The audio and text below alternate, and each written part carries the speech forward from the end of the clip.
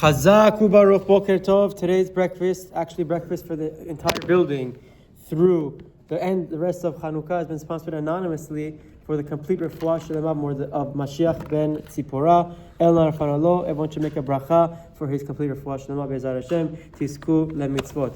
Continuing now with the halachot of Chanukah. Yesterday, after we had a good discussion, so maybe we'll speak about it more at length in the morning. There's a concept that we grew up with the idea of a shamash. What is the shamash? How does it pertain to the Chanukah candles? And do we still need to do it or not? So very simply, the word shamash just means something that serves, like a servant, or serves another purpose. It comes up in the Gemara as a servant, meaning what we would consider like a housekeeper or an aide. The Gemara refers to it as a shamash. Independent, nothing to do with Chanukah. The word existed in the Gemara for many other reasons. Now, when we come to Chanukah, we all grew up understanding and knowing that this concept of shamash exists. Now, before we get into the exact halachot and ramifications of the shamash, let's explain what is the mitzvah as usual very quickly. We say in the paragraph right after lighting the Hanerot Halalu, we say Hanerot Halalu Kodesh. These candles are holy.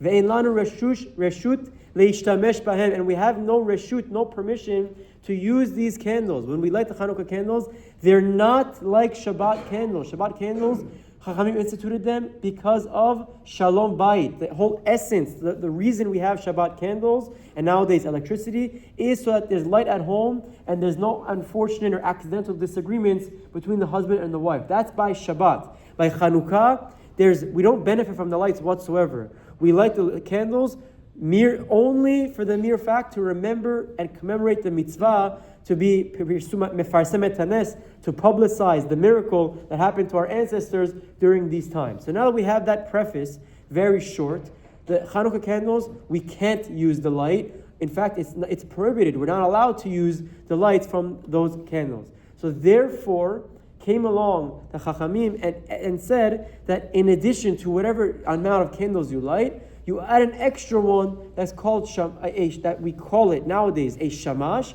But the point of that extra candle is if we accidentally come and sit at the table and we're benefiting from the light, it's not from the light of the Chanukah candles, but on the contrary, the light of the shamash, which is chol. It's not a holy candle, and we're allowed to use it for mundane purposes. That's the reason why it was instituted in the first place. That's why we have the shamash to begin with. So now wrapping it up. So now how does it work when we light the candles? The Sephardi minhag is, in the schools when we grew up, the Ashkenazim taught us that you light the shamash first and use the shamash to light the others. Our minhag is that you light with oil.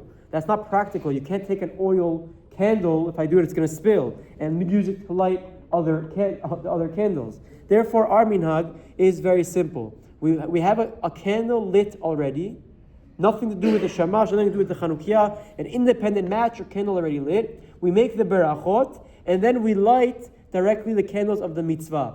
So tonight's the fourth night, you light number 4, number 3, number 2, number 1, and then you go up or go down or on the side or wherever it is and light the shamash. Then you put out the candle that you used to light. And now, what's the point of the shamash? Not to light the other candles, but to make sure that we don't benefit from the candles of the Chanukah accidentally. That's why we have a shamash, and the order now makes sense. Again, if someone lights the shamash before the bracha, that's also okay. The important part is to emphasize that when you make the bracha, the first candle that should be lit is the candle of the mitzvah. So therefore, you make the bracha, light tonight's candle first, 4, 3, 2, 1, whatever the night is, and then light the shamash afterward. Chazak baruch baruch Amen.